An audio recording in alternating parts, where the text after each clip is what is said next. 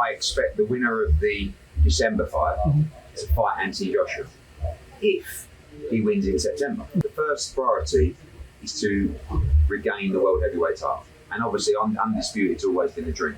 I shouldn't be surprised, a man of your confidence and achievements, that you've worn that shirt a day after you win 10-0. When I looked out the window this morning, I thought it was about 78 degrees. But yeah, it was.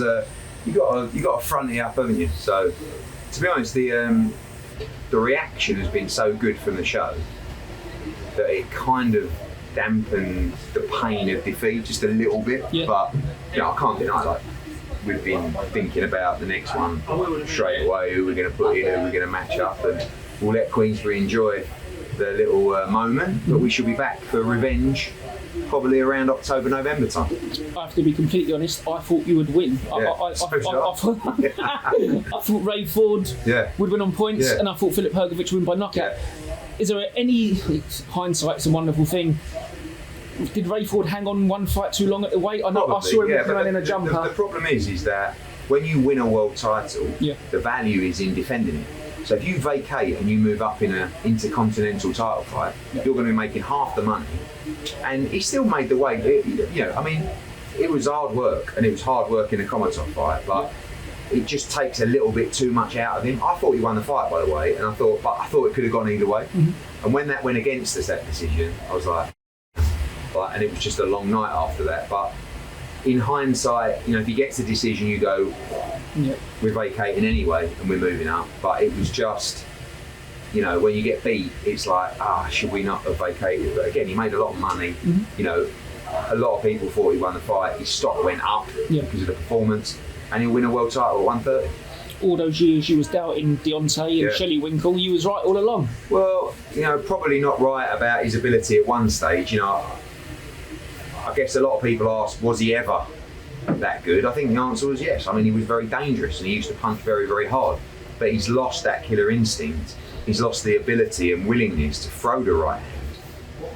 And if you're getting backed up by a 21-stone man and you've got it cocked and you're not letting it go, you're going to get run over.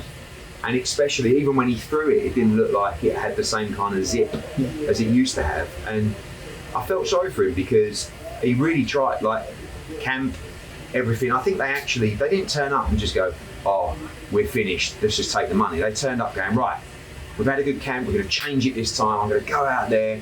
But he just couldn't do it. And, he looked like a guy that has had his time at the top level. A lot of people say, should he retire? I think that's an individual opinion. That the only one that matters is him. In that respect. What is gutting though, Ed, and we know this from having a chat with Turkey, we're not allowed to quote him, but that's 2 AJ fights he's now blown. I know. We're gutted, God knows what you look like. People say, should you have made that fight earlier? The answer is of course, but we couldn't. But what we did do is we signed for the fight. We're about to announce the fight and he lost. And then even then, His Excellency said, I think that if he looks good against Zhang, that's still a big fight. So we were ready, prepared to fight him in Wembley in September. Unfortunately, it wasn't meant to be. One thing I do think is great at the minute, and you can see it trickling down. Frank's already announced a Magnificent 7 show. You're doing this show right now, Babbage Fisher. The money that you fellas are earning is trickling down, and although we're not getting these big fights in London at the minute, apart from AJ's hopefully in September, we're seeing the advantages trickle down into other shows. Of course, but also, we just did Taylor Catterall. I feel like without all these other fights, that would have been talked about a lot more. It was 11,000, it's a brilliant fight, great atmosphere.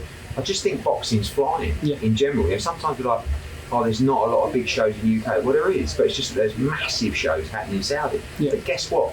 They're on UK time zones. Like, everybody's watching them. The numbers are great. The fights are great. And that's trickling down. Not just the money trickling down to the shows, but we're seeing now more ticket sales, right? More interest. Bigger numbers on TV. Boxing's hot again because the big fights are getting made. So I don't. Of course, you want big fights to happen in the UK, but then all of a sudden His Excellency brings Riyadh season to Wembley. I mean, actually, what he's doing there is quite amazing. Where it's like he's reading the British fight fans saying, it's amazing what's happening in boxing, but wouldn't it be great if His Excellency came to the UK? It's delivered. Same with America on August 3rd. So now obviously we've got to build the card in September. Does it sound crazy that after the Undisputed is decided with the rematch on December 21, that Anthony Joshua fights the winner for Undisputed again? No, I mean, I expect the winner of the December fight to fight Anthony Joshua if he wins in September. You know, and there's no decision yet made on the opponent. There's 3 or 4 that are in the mix. But yeah, that's the absolute plan. I mean, the first priority is to regain the world heavyweight title. And obviously, Undisputed's always been the dream. So I think we're 2 fights away from becoming Undisputed. Yeah. But got to win them.